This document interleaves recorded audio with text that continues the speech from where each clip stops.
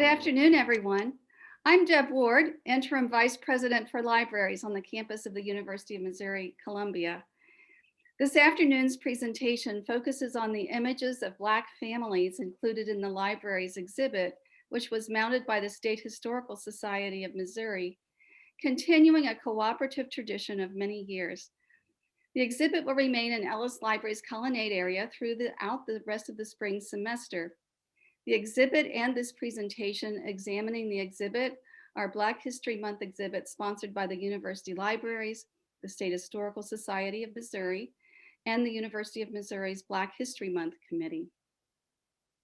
Curator of Art Collections for the State Historical Society of Missouri, Dr. Joan Stack is a compelling and riveting speaker who today looks at the images of Black families that the Society has collected over the years, examining the significance and importance of individual items, as well as the rationale for collecting them to begin with.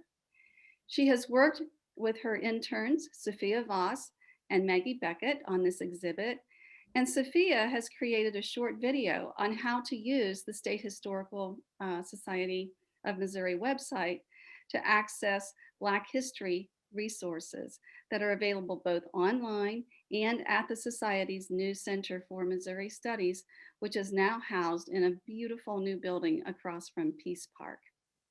I'm certain that you will enjoy this informative exploration of the imagery of the Black family, and join me now in thanking Dr. Stack for helping us gain insight into a most meaningful subject. We're so glad you're here with us today.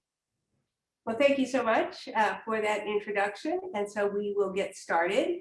My first image here, and oops, I do want to go back to our first image because I want to remind us that this is a talk on historic images of Black families, representation, identity, diversity, sponsored by Missouri Libraries, the State Historical Society of Missouri's Center for Missouri Studies, and MU's Black History Month 2021. And as already mentioned, this is presented by me, Dr. Joan Stack, Curator of Art Collections here at the State Historical Society of Missouri, with my interns this year, Maggie Beckett and Sophia Voss, who are University of Missouri students. The exhibition was designed and installed by Greg Thompson, the SHSMO Art Collections Manager. And here's images of all of us down below.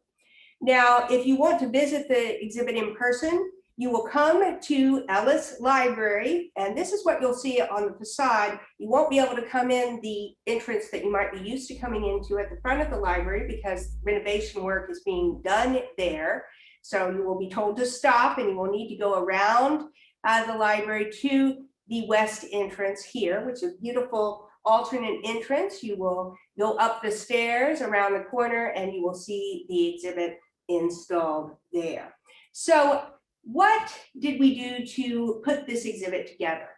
Well, unfortunately, we don't have any artworks actually by African Americans dealing with the Black family, and that's a deficit that we hope to correct. We do have some photographs created by Black Missourians, and some of those will be shown later in this presentation.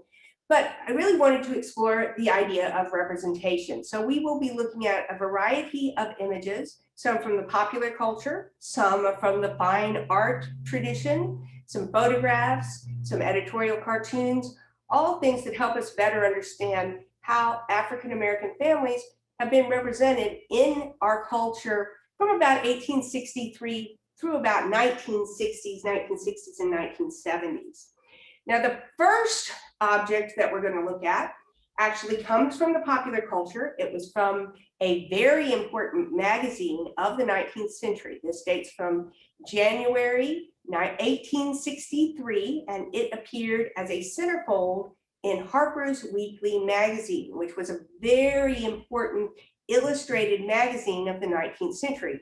Photographs could not be published at the time in newspapers and magazines. So a group of artists would create illustrations representing the news and the events at hand. And one of the most important illustrators of the time was a man by the name of Thomas Nast. And we'll talk about him in a second. He created this image, which is called Emancipation, Past, Present, and Future. And he represented the idea of emancipation sort of revolving around a Black family in all kinds of different varieties of ways. And so I want to talk a little bit about that. Here's an image of Thomas Nast. He was born in 1840 in Germany. He was a German immigrant. He was only 23 when he made this illustration, and it's quite an amazing illustration, I think, for a man of that age. Now, Nast is perhaps best known for having created our common way of looking at or understanding the way Santa Claus looks. And on the left, you see a Nast vision of Santa Claus, and he did many images of Santa Claus, even Santa Claus reading letters from the children, which you see down below and coming down the chimney, that appeared in Harper's Weekly. And on your right, you see his own self-portrait that appeared in Harper's Weekly at around this time. Now, he also did these wonderful centerfolds, and that they include the Emancipation centerfold, but he did lots of others in which he would create a central image and then related images kind of surrounding it. And you could do a whole presentation just on Nast centerfolds, which was something he sort of invented as an art during this period. And I think we can make the presumption that the idea of creating this kind of two-dimensional version of these of a multi-paneled examination of a subject so comes out of a religious tradition in European art, which was the tradition of the multi-paneled altarpiece. And here's an example from Germany that shows a group of saints surrounded by various images representing events from their lives, things that help us better understand the central image. I brought an example from Germany by Albrecht Dürer from 1496, and this is the altarpiece of the Virgin of Sorrows. And so you see the Virgin in the middle, the sorrowful Virgin, and all around her are the things that happened in her life that caused her sorrow. For example, the flight into Egypt or the crucifixion.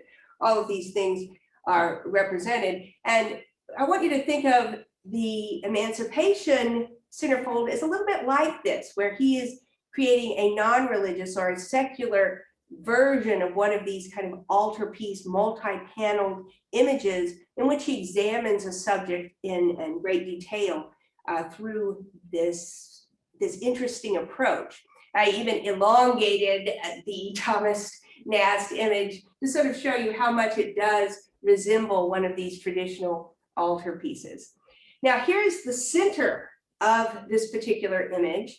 And as I said, it revolves around the Black family. So what Nast is recognizing is that the past and present life of the Black family is very much altered by emancipation, and the past and the future are something that we find represented in the family itself. And so he has at the bottom of the image a strange little allegorical figure, also in a circle. And in this case, we see a figure that many of you may not recognize because it's a figure of Father Time. And we don't tend to see Father Time so much in the popular culture anymore, but it was a very common figure to see in the 19th century. So Father Time, he's this bearded figure with wings, comes out of the tradition of Kronos, who was a titan from mythology, who would chop down the old year with his scythe and bring in a baby to represent the new year. And below you see a early 20th century postcard, the 19th, 20th century version of Father Time, more of a kindly old man who sees out the old year and brings in the new. And the new year was always represented as a little baby. And so if you look closely, you'll see 1863 right above the little baby. And so what this image shows is an allegorical representation of what happened on January 1st, 1863. So the new year brought the official enforcement of the Emancipation Proclamation, January 1st, 1863. That is when the formerly enslaved African Americans of the Confederate States were to become forever free. So you see the new year pulling the shackles off of this figure. Now, what's interesting is in the upper panel, the image in the lower panel is actually echoed in the figure of the patriarch with the little child.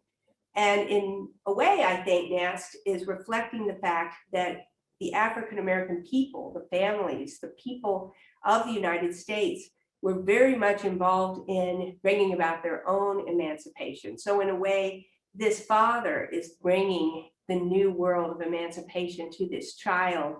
And indeed, many African-Americans were involved in advocacy for emancipation. They were very involved in freeing themselves, for example, helping other people to become free. So emancipation was very much something that was a part of Black family life before and after January 1st, 1863. Now, Nast also represents the past and the present by representing a multi-generational family. Here we have the elderly woman, the grandmother perhaps, and she's positioned very close to the little child. So you get the past and the present represented in the family itself. We have the hopes for the future represented in this couple here, which seems perhaps to be a courting couple, perhaps soon to be married and to start their own family. And then we have this young man on the right holding his book. He's obviously has great promise. He's got a future ahead of him. And so Nast is seeing this somewhat optimistically. Now, on the left side of the picture, he shows us the past. And at the upper part, you see an image representing the Civil War, which of course was still going on, but he hoped would soon be past. At the bottom portion, you see the horrors of slavery represented. And in the middle, we see enslaved people being bought and sold, which is one of the great horrors of slavery, and especially a great horror to the Black family, because during these sales, African-American families were often separated from one another. And Nast really emphasizes this in the image. He shows lots of family groups together, and he shows even a woman who seems to be begging to be kept with her children. And so he's reminding us of the great violence that was done to African-American families by the institution of slavery. Now, on the other side, he represents his hopes. So the Civil War wouldn't end till 1865, but he imagines the Civil War ending up in the upper portion. In the lower portion, he shows a new world of work for African Americans, where they're actually going to the cashier and getting paid for their work, which didn't happen during the era of slavery. And then in the middle, he shows us the image most associated with the family, a African American family that has their own home and that is sending the children off to public school. Now, we know that in reality, after 1863, after 1865, that the reality of equality in education and housing didn't come to pass for African-American families, unfortunately. But Nast is being somewhat optimistic in this image. Now, from this image from the popular culture, from a magazine, we go to another popular cultural image. It is a print chromolithograph produced by Curator and Ives, which was a very popular firm for creating images that were available to relatively cheaply to a large number of people. This particular image is called High Water in the Mississippi, and it shows the effects of a devastating flood of natural disasters on an African-American family. The flood has totally taken over their home, and they are stranded on the roof of the home. And you see it's a multi-generational, very large family. Now, the artist who made this, and she hasn't gotten a lot of recognition until relatively recently, is Frances Fanny Palmer. She was born in Leicester, England in 1812. She was a very talented artist who made a name for herself, even in England, doing lithography. She married Edmund Palmer in 1822, and the two decided to immigrate to New York in 1844. And Fanny immediately got work as an artist. And her husband worked in a tavern. Now, eventually, Fanny was hired by Nathaniel Currier and eventually worked for Currier and Ives and worked there until 1868. But her husband became an alcoholic, could no longer work. She supported the family, and he eventually died in 1859. So she was a single mother supporting her children and her sister. And I wonder whether these experiences might have affected the way she perhaps empathized with this family in trouble. You can see the people trying to salvage their animals and their furniture, working together. You see that there are small children, older children as well, who are having to deal with this very difficult situation. And Fanny Palmer contrasts that with what's happening over here with this white family in a fancy house. Their house is flooded, but of course the upper stories are still okay. Not quite as devastating to them, this tragedy. Of course, it's difficult, but it's absolutely horrific for the African-American family. And it reflects, I think, the way natural disasters often affect people of color more intensely than other people. They're proportionally more affected by these things even today. And Fanny Palmer was showing us that back in the 19th century in 1868. Another thing she shows is a fancy luxury steamboat in the background. And the people are enjoying their cruise along on this beautiful steamboat. And it has an interesting name. It's called the Stonewall Jackson. And those familiar with the history of the Civil War will recognize the name Stonewall Jackson as a famous Civil War general. Now, perhaps Fanny Palmer is showing us that already in 1868, there was this romanticization of Confederate generals in the kind of United States popular culture. If we were to see an image like this today, let's imagine a film in which we see a family stranded on the roof and the Stonewall Jackson sails by.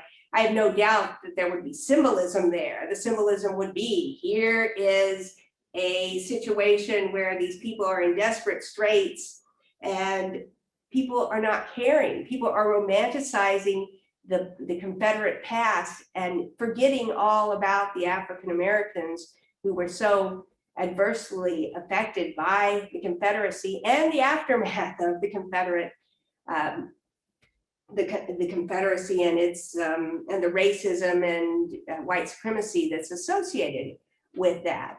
Now, as most of you know, until relatively recently, there was quite a bit of romanticization about the Confederacy even into the 20th century. The famous example of the movie Gone with the Wind, for example, where the South is seen as this relatively genteel place, slavery isn't so bad, all of that. Now, I don't know that Fanny Palmer is using symbolism in that way, but it can certainly be understood in that way, and the viewer can make those assumptions. Everyone comes to images with their own set of experiences and assumptions.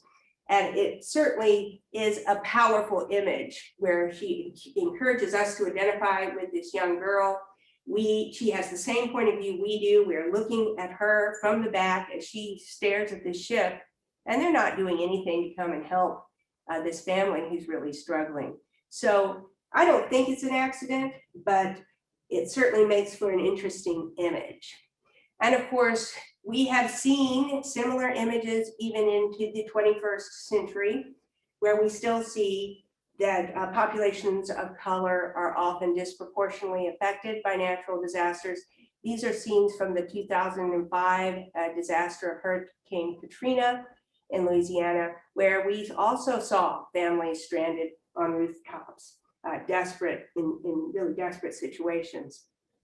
Now, we're going to go on to the next section of our exhibition, which deals with some cartoons created almost 100 years later that reflect how the legacy of the Civil War, slavery, the aftermath of slavery, the continued white supremacy and racism that existed in America continue to affect people into the 1960s and 70s. And I'm going to have my intern, Maggie Beckett, come up and say a few words about these cartoons.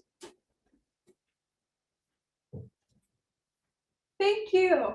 I have had the great pleasure of getting to work with Joan Stack to do a little bit of research on some of the cartoons that I will be presenting here today.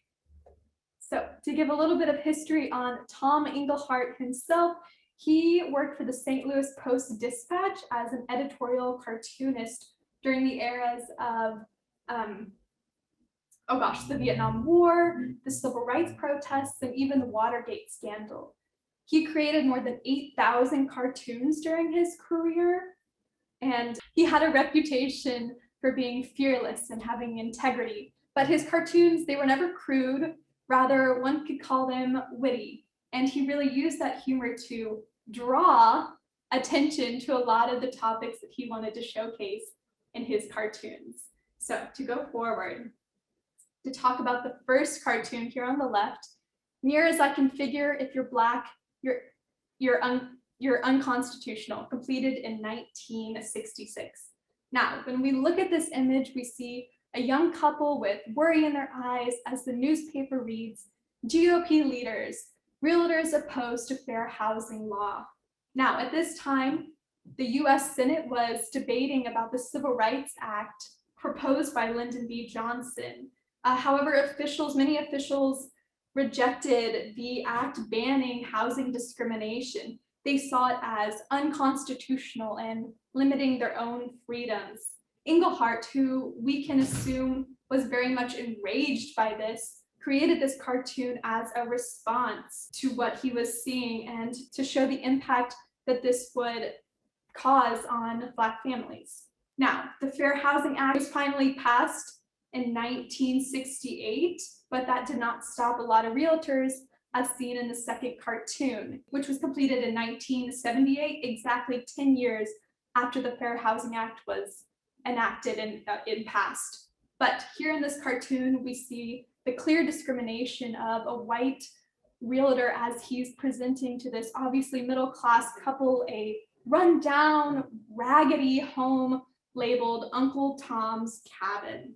Now, it was common at this time for realtors to steer families and couples away from white neighborhoods and to show them run-down areas. It was offensive and it was entirely based on a stereotype. This cartoon unfortunately shows the lack in progress and issues that occurred and even still occur today, that despite the passing of the Fair Housing Act. The two cartoons I've presented here show one of the many issues that Black families have had to face.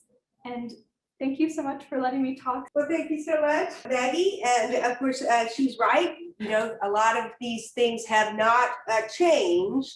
And you could still see, especially that second cartoon, there are times when that situation continues. I have a friend who said that exact thing happened to her. She came in to Columbia, Missouri, was shown immediately a very poor neighborhood, and that's not where she wanted to live. And so you find realtors still participating in discrimination, even though it's not legal. The next section of the exhibition focuses on a fine artist, the famous artist of Missouri, Thomas Hart Benton. And here you see a photograph of him. He was a really well-known regionalist artist. That was an artist who was very interested in representing America and its people in various regions of the country that maybe had not been very well represented in the past. For example, many of the artists of the past had focused on the East Coast and the high society. Benton was interested in the rural poor, the rural landscapes, places like Missouri where he grew up, but also other places. And also he was interested in the urban poor as well. And one of the things he was particularly interested in was an interracial vision of America. He felt that American history, American culture was Black history and culture. And often when he's representing America, he's representing African Americans as well as white Americans. He did a large number of lithographs. We have Thomas Hart Benton's entire collection of lithographs in the State Historical Society of Missouri. And this is one of them. He did close to 100 of these lithographs representing different aspects of American culture in the 1930s and 40s. And he was actually praised by the artist, not by the artist, by the cultural historian, the Black cultural historian, Alain Locke, for being one of the few artists who saw African Americans as important people in contributing to American culture. And this is one example. perhaps of that. This is called Planting. And here we have the very essence of a Black family, a husband and wife. Benton said about it, the man plows, the woman sows. So this is sort of a quintessential example of a rural farming couple who work together to be productive, to grow food, to build a life for themselves. A kind of traditional way of looking at the American spirit, the can-do spirit of America, where you are productive, you work together, you bring about a good life for yourself. And so, yes, they're very poor, but they are making something of their lives, making something of themselves. So here we have a kind of an American value represented in terms of this African-American couple who we are encouraged to identify with. We're seeing them again from the back. They are very much, could be any couple. They are African-American, but I think they represent a universal in this particular image. The same could be said for this image. This one is called Instruction. Notice the kind of no racial mention in the titles of these works. This shows an elderly man, and he's got the Bible open, and he's teaching a younger child. There's the suggestion of the American value of passing on traditions from one generation to the next, passing on religious values, all of these things.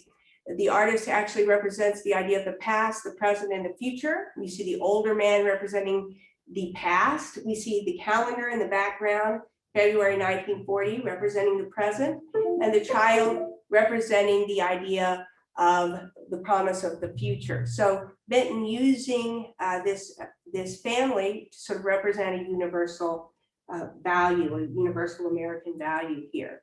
And again, in this image, which is called Sunday Morning, this is from 1939, in which he represents families going to church. Now, the church, especially in the 1930s and 40s, very important in rural communities as a way of bringing people together and supporting one another. Here we see an African-American church, and we see the family, multi-generational, entering the church door. We see the young couple, perhaps a courting couple, again, the promise of the future, perhaps, another couple approaching along the road. So again, this idea of moral values, religious values, American values, all represented in this image, Sunday Morning, which again represents African-American culture as an important part of American culture.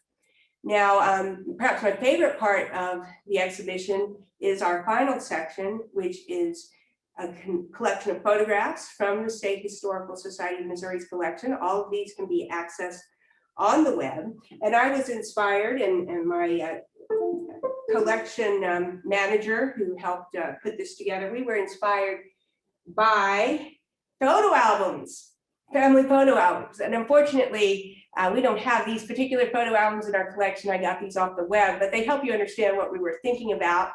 You see these old-fashioned photo albums. They often have a black background, and you see photos arranged, and the photos look different. They have different colorations. They represent groups. They represent individuals. They represent families, young people. And we really wanted to get that idea across in this particular collection of images. We also wanted to expand the notion of family, to really remind people that the concept of family is a diverse concept. It can be a nuclear family, it can be a traditional family, but it can also be social families, second families, community groups, church groups, all of those things form family-like structures. So we've created an imaginary family album out of various images from the State Historical Society's collection.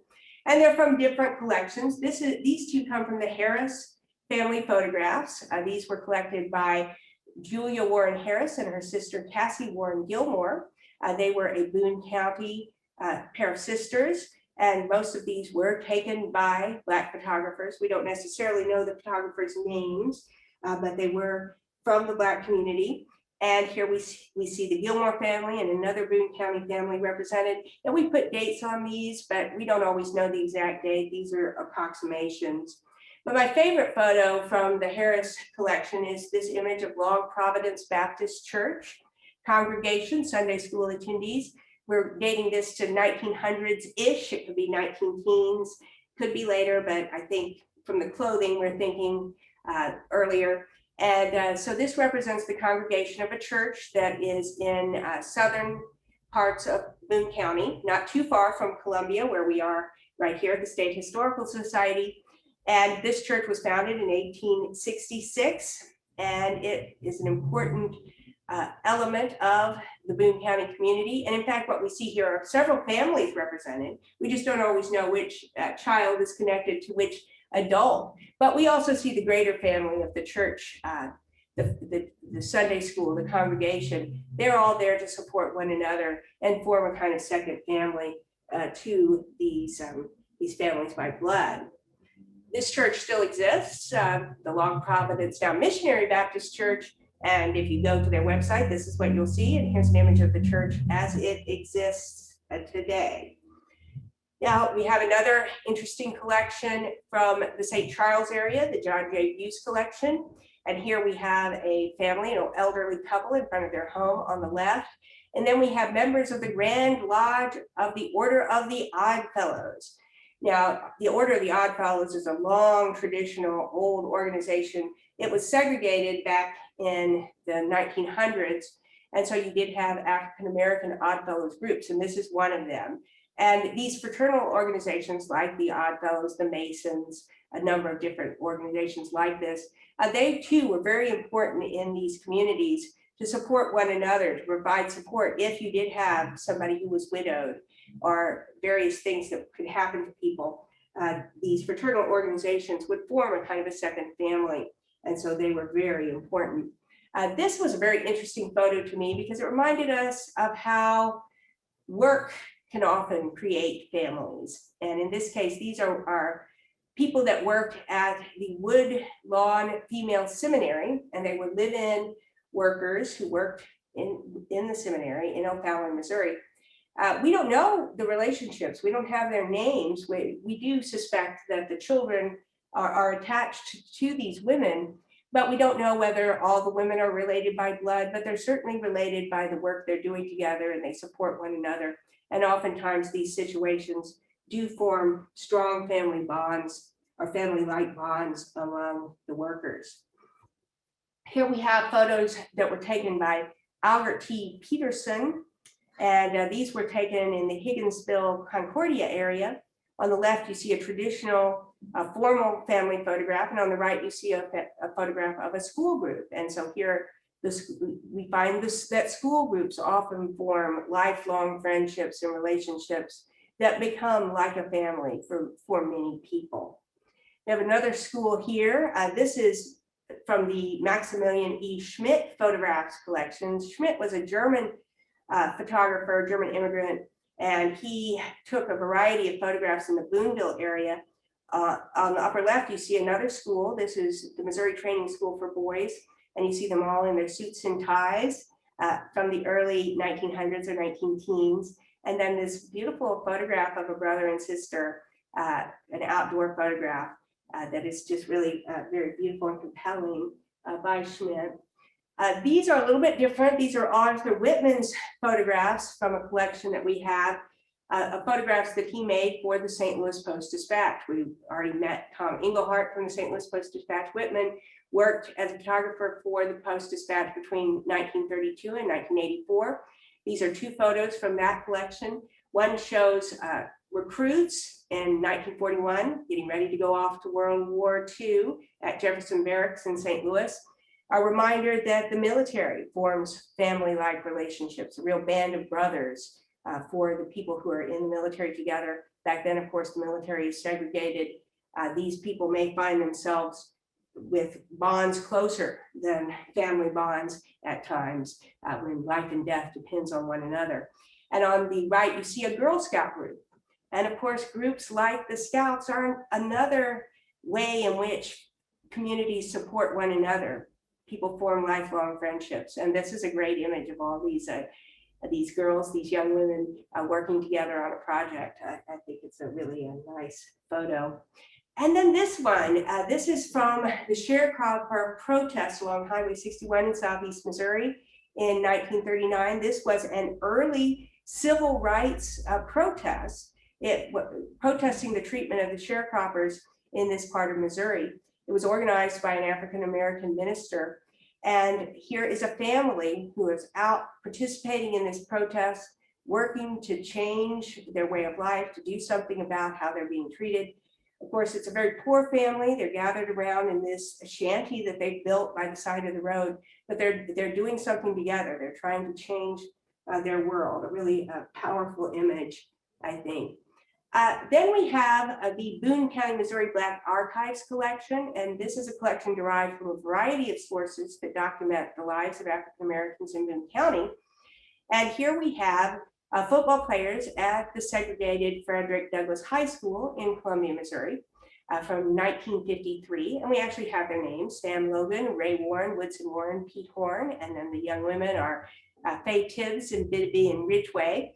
And this reminds us that high school connections that we make form lifelong bonds and are often family-like, but also sports teams. I mean, this too can be a band of brothers. I like the way they're all have their arms around one another. Now, we do know that two of them are brothers, I believe. They have the same name anyway, Ray Warren and Woodson Warren. So it's quite a nice photograph there. And then this one, which is very informal, one of my favorites. This is a children's theatrical performance somewhere in Boone County. I tend to think it might be a church because the children are dressed in Easter Bunny type costumes. So I wonder if it's an Easter performance.